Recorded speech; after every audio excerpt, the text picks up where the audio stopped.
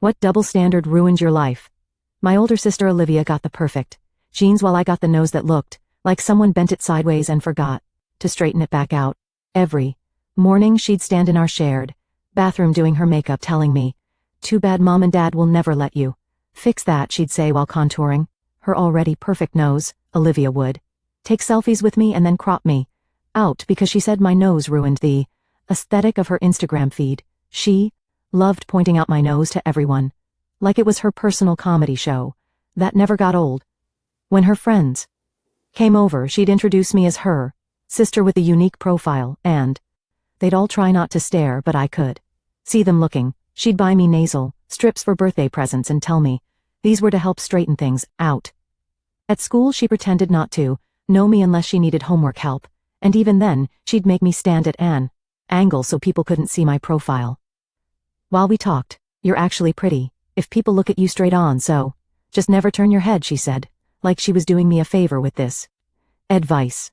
Olivia started dating this guy from her college who was studying to be a plastic surgeon, and she brought him home for dinner. She made sure to seat him right across from me so he could study my face the whole meal like I was a medical specimen. "My boyfriend says he could fix your nose in like 2 hours and make you look almost as pretty as me," Olivia announced while everyone was eating dessert. The boyfriend looked uncomfortable, but Olivia kept going about how he was practicing on computer models and my nose would be perfect for his portfolio. My parents shut it down, immediately saying I was beautiful just how I was. But Olivia rolled her eyes and said they were basically guaranteeing I'd never get married because guys notice faces first, and mine was unfortunately memorable for the wrong reasons. Olivia convinced our parents to let her throw a pool party for her 21st birthday at our house. She told me I could come but only if I stayed in the pool where the water would distract from my face and absolutely no photos because she was hiring a professional photographer. I watched from my bedroom window as she and her friends laughed about something on Olivia's phone. Turns out she'd posted a video on TikTok doing a glow-up transformation where she showed a picture of me labeled as the before and then herself as the after. "You should be happy because you're TikTok famous now, even if it says the ugly sister," she said when I confronted her about using my photo without permission. But then Olivia was walking down the stairs while filming herself for another TikTok about her morning routine and talking about her perfect skincare. She was so focused on her phone screen that she missed the last 3 steps and went face first into the wooden banister at the bottom. The crack was so loud that Mom came running from the kitchen, thinking someone had broken in through the front door. Olivia was screaming and blood was everywhere. The worst part, her nose was completely sideways, but not in the same way mine had always been, bumpy and swollen and pointing in different directions like someone had broken it in 3 places and tried to piece it back together blindfolded. The doctor said it was the worst nasal fracture he'd seen, and she'd need major reconstruction if she ever wanted it to look normal again. Olivia spent the next week crying every time she saw her reflection and wearing huge sunglasses indoors. She couldn't post on social media because her followers kept commenting about what happened to her face and asking if the transformation video had been reversed. Her boyfriend stopped answering her calls after she sent him a selfie. She begged her parents for surgery, saying this was different because it was medical, not vanity, since she couldn't breathe properly through the breaks. They kept saying she needed to learn to love herself as she was, just like they'd always told me about accepting my natural face. Our parents called us both into the living room for a family meeting about Olivia's situation. Mom was holding Olivia's hand while Dad stood behind them with his serious face. That meant they'd made a decision. "We've been discussing Olivia's situation, and we've decided to let her get the reconstructive surgery," Mom said while Olivia started crying with relief. "Her nose is affecting her breathing and her mental health, so we're going to pay for the best surgeon to fix everything." I stood there, feeling my crooked nose that had affected my mental health for 18 years, while they talked about finding Olivia the best surgeon in the state. "What about me then? Since mine affects my mental health too?" I asked. Mom looked at me with genuine confusion and said, "But honey, you're not pretty enough for it to matter." My legs felt like jelly, and my stomach dropped like I was on a roller coaster that just went over the edge. Dad stared at his shoes like they were the most interesting thing in the world, while Olivia sobbed with relief. into Mom's shoulder, clutching her hand. Like she'd just won the lottery. The room spun a little, and I had to grab the back of the couch to stay standing. Because those words kept bouncing around in my head like a pinball machine, not pretty enough for it to matter. I opened my mouth to say something, but nothing came out. Just this weird choking sound that made Mom look at me with concern, not for what she'd said, but like she thought I might throw up on her carpet. My hands started shaking and I shoved them in my pocket so nobody would notice, while Olivia kept crying happy tears about finally getting her face fixed. First turned around and walked out of the living room without saying anything, because what was there to say after 18 years of being told to love myself just the way I was? My feet carried me up the stairs on autopilot, and I heard Mom call my name once, but she didn't follow, probably too busy comforting Olivia about her 3-week-old injury. First got to my bedroom and turned the lock, something I never did because Mom hated locked doors, but I didn't care anymore. My laptop sat on my desk and I grabbed it with hands that wouldn't stop shaking, typing part-time jobs near me into the search bar, because if they wouldn't help me, then I'd figure it out myself. The screen filled with listings for grocery stores and fast food places and retail shops, all paying minimum wage. But it was better than nothing. I bookmarked every single one, making a list in my notebook of application deadlines and requirements, while downstairs I could hear them talking about surgeon consultations. The next morning my alarm went off at 6, and I stayed in bed until I heard Olivia's knock on my door, asking if she could borrow my concealer for her bruises. I told her no through the door and listened to her stomp away, calling me selfish, which was so backwards I almost laughed but couldn't quite manage it. At the school I walked straight to the counselor's office instead of first period because I needed to talk to someone who wasn't related to me. The secretary asked if I had an appointment, and I said no, but it was important. So she had me wait in the uncomfortable plastic chair for 20 minutes.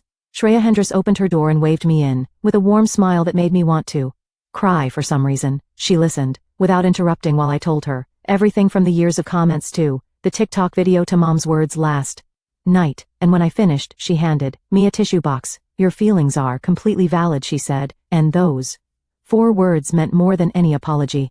My family never gave me. Shreya pulled out a folder and started giving me pamphlets about setting boundaries with family and dealing with emotional neglect, suggesting I start documenting everything in a journal for my own records.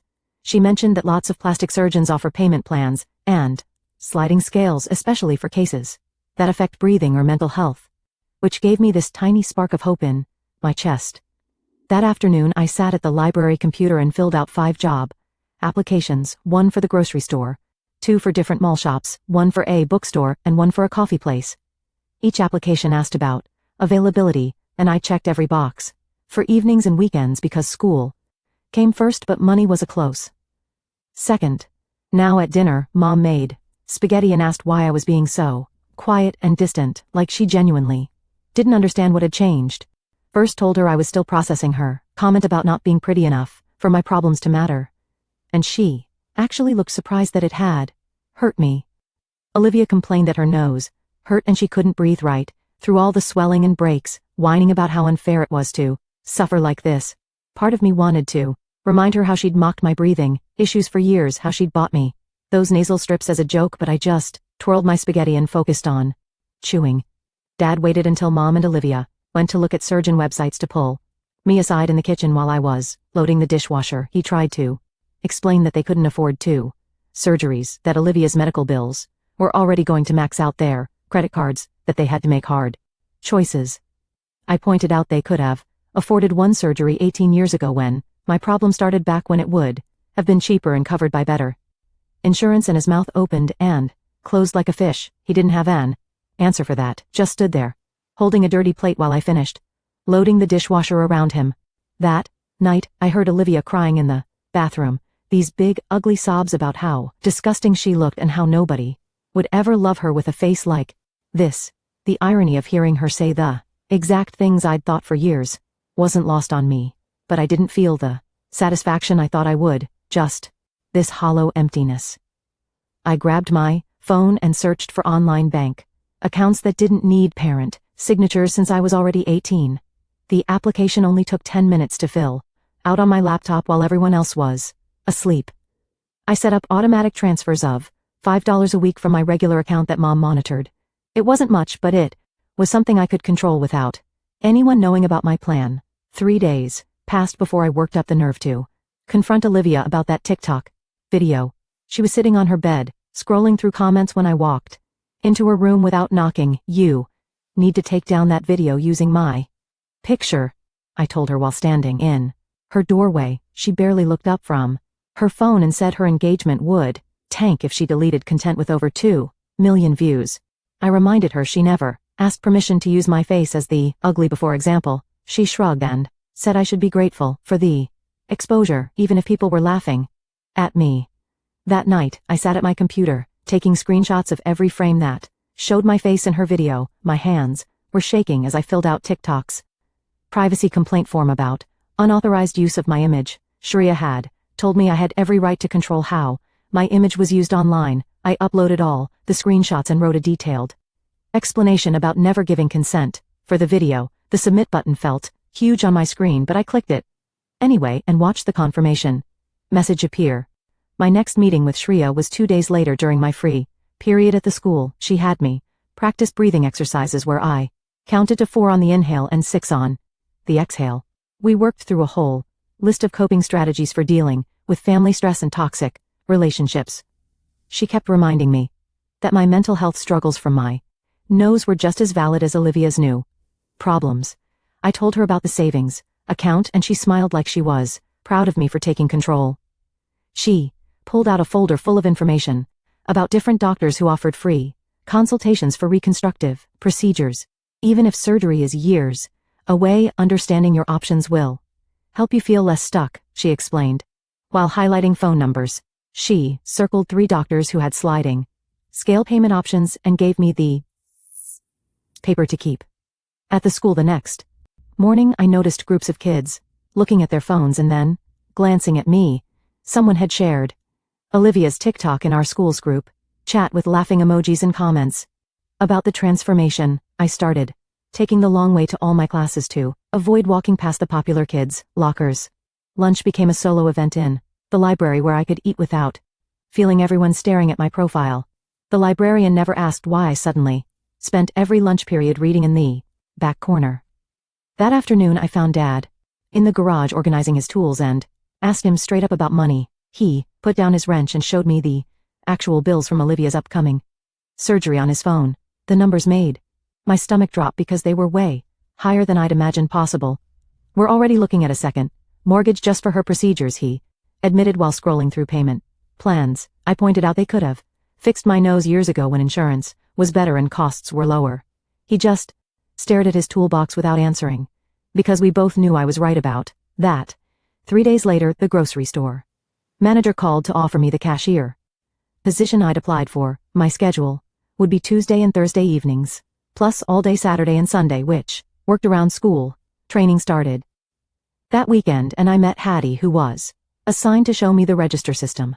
She noticed my hands shaking while I practiced scanning items and asked if I was okay without prying further. "First, jobs are always stressful, but you'll get the hang of it," she said while fixing my mistake on the produce codes.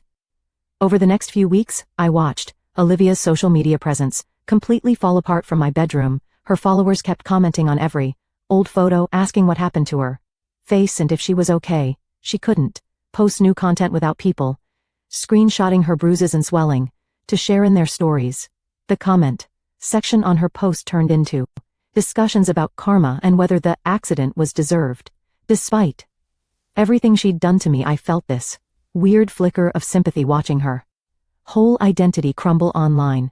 She'd built her entire self-worth on being the pretty sister, and now that was gone completely. But then my phone buzzed with an email from TikTok saying they'd reviewed my complaint and removed the video. Within minutes, Olivia was banging on my door screaming about how I'd ruined her best performing content ever. "You're just jealous that people actually wanted to look at you for once, even if they were laughing," she yelled through my door. I opened it and told her she was cruel for using me without permission for years of jokes. She called me pathetic and said I'd never be pretty no matter how much surgery I saved up for. The fight got so loud that Mom came upstairs threatening to take both our phones if we didn't stop immediately. My chest got tight and my hands started shaking while I stood there in the hallway. I could feel my heart pounding so hard it hurt and the wall seemed to close in around me. I counted 5 things I could see like Shreya taught me during our sessions. The crack in the ceiling paint, Olivia's door handle, the family photo on the wall, Mom's slippers, the carpet stain, from when I spilled juice years ago.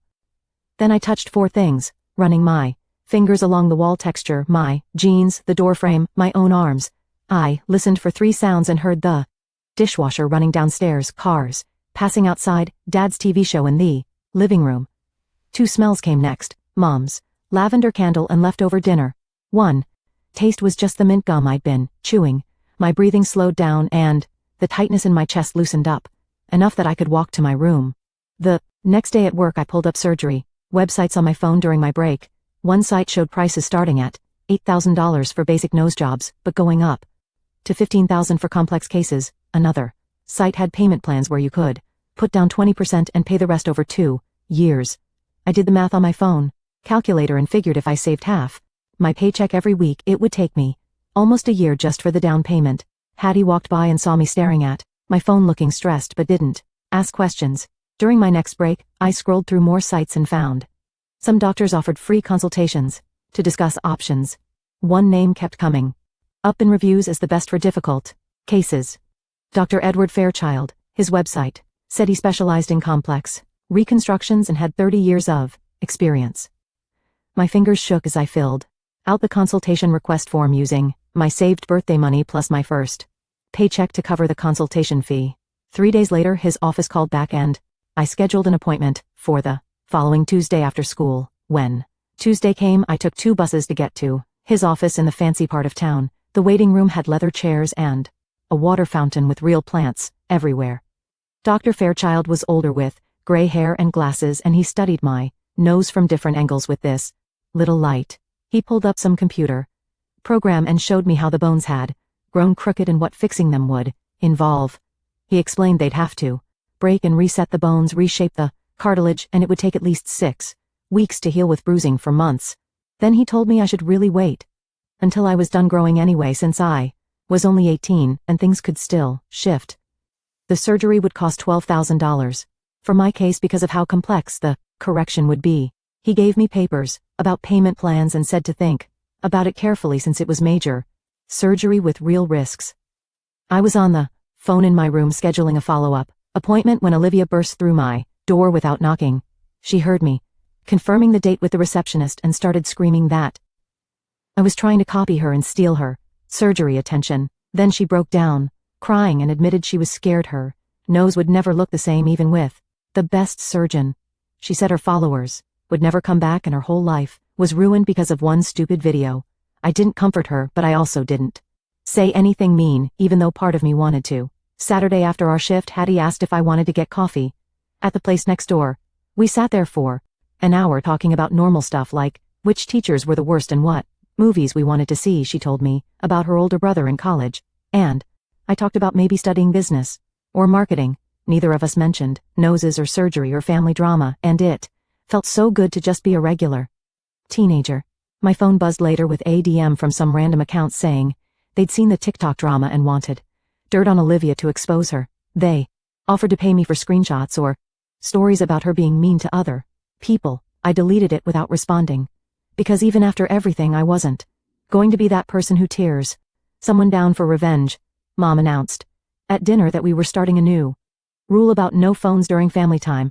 She collected all our phones in a basket during meals and said this would help us communicate better. It didn't fix anything, but at least Olivia couldn't film me eating or make comments about my chewing affecting my nose shape. 2 weeks later, Mom and Dad were arguing in the kitchen about bills when I heard them mention the insurance company. They denied part of Olivia's surgery claim, saying some procedures were cosmetic, not medical, even though the doctor said she needed them to breathe right.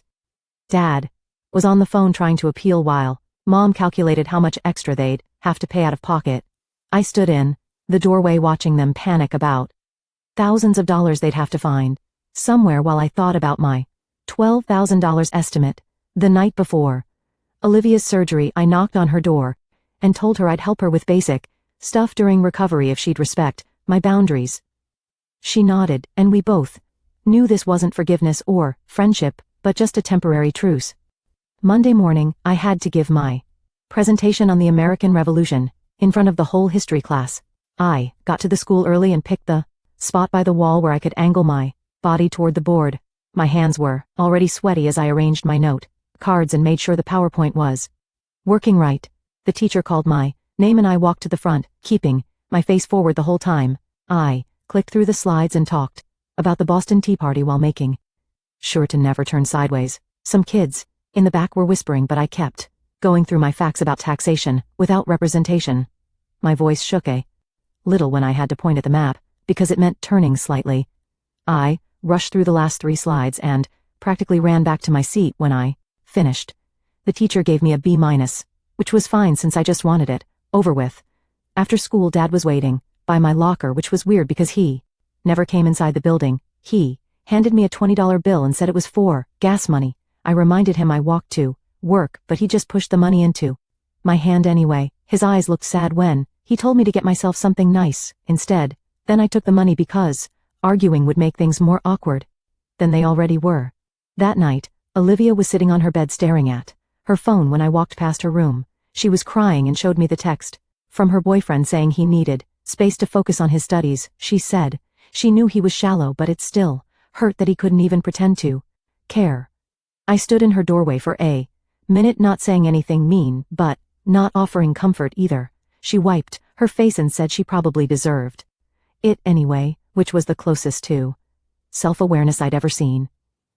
The next day at the school, I had another appointment with Shreya about my progress. She asked how things were going at home, and I told her about the weird tension since Olivia's accident. She pulled out a business card and wrote down Andre Klein's name and number. She explained he was a family therapist who specialized in complicated family dynamics like ours.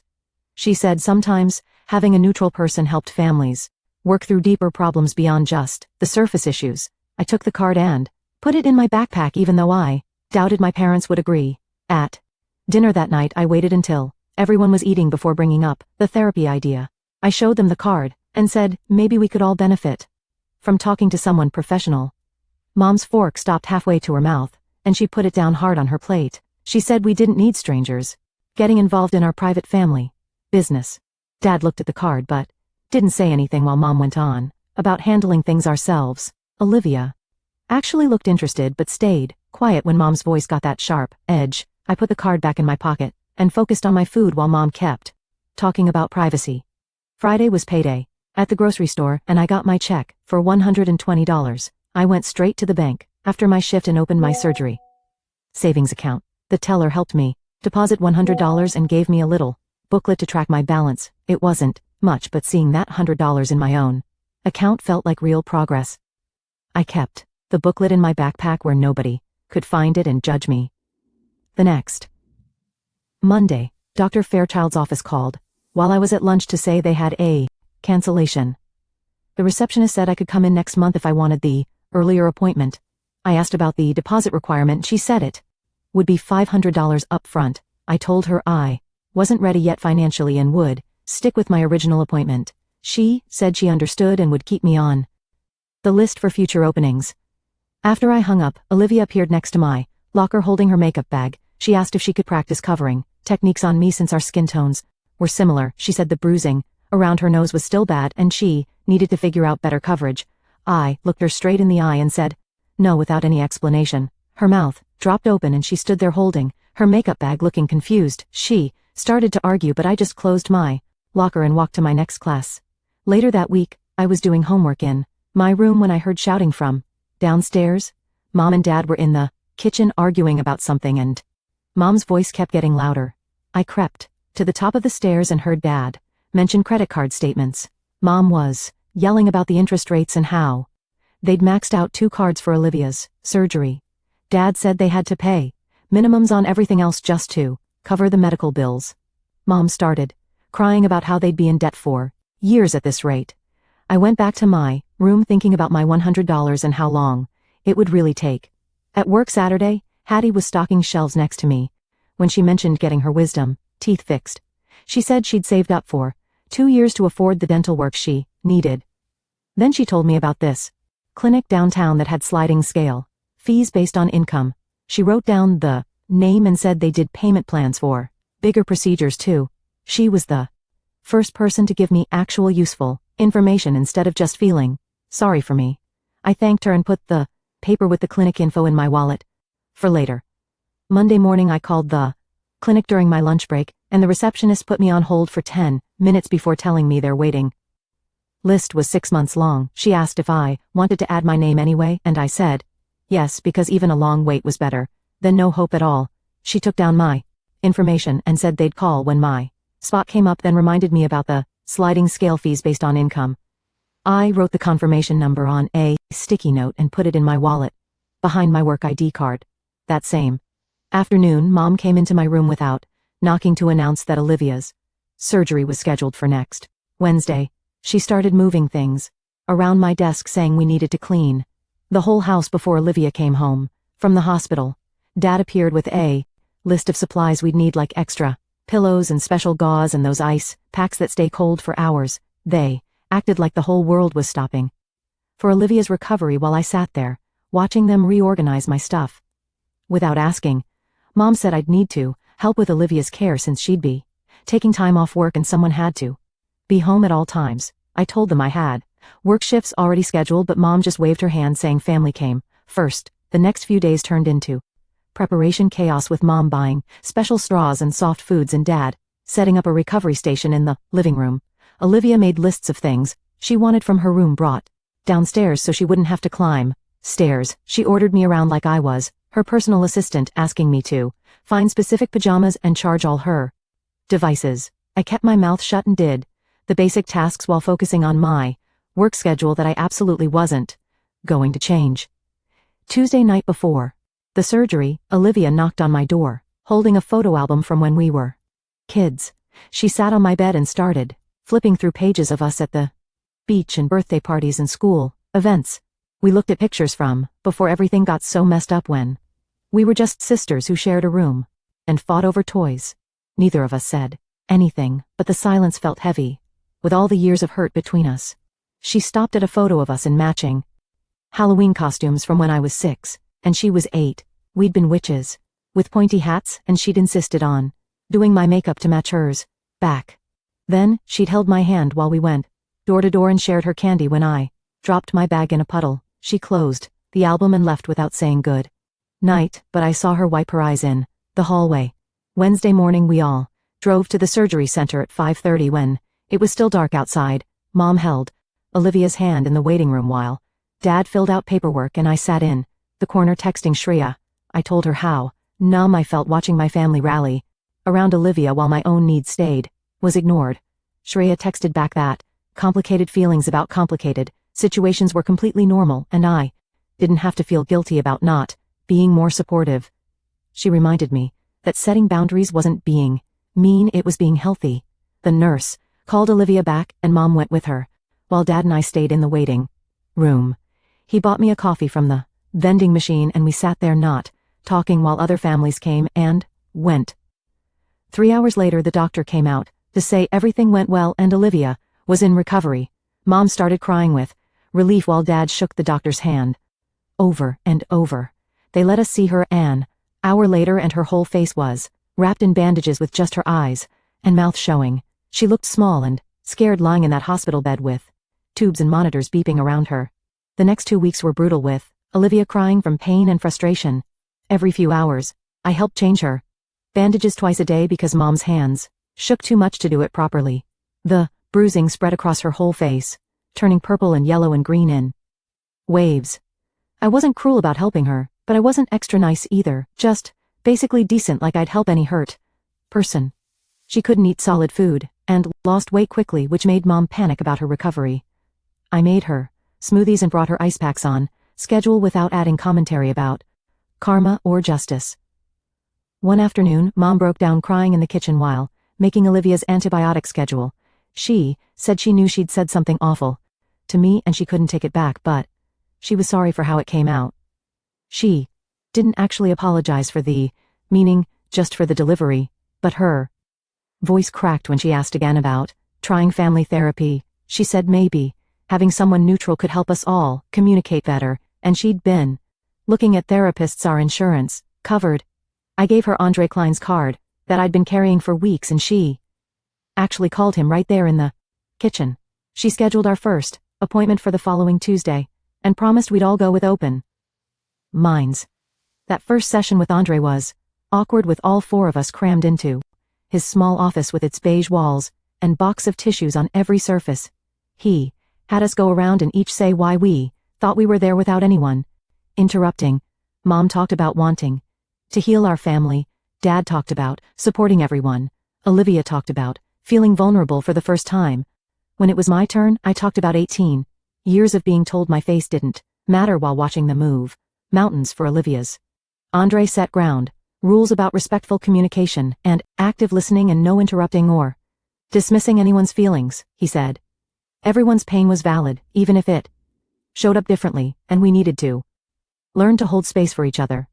At the end, he gave us homework to go one whole week without making any comments about appearance, positive or negative. Mom immediately said that would be hard, because she liked complimenting people, but Andre said that was exactly the point. We had to learn to connect, without using looks as the foundation for every interaction. The first few days were harder than expected, with everyone catching themselves mid-sentence about to comment on something appearance-related.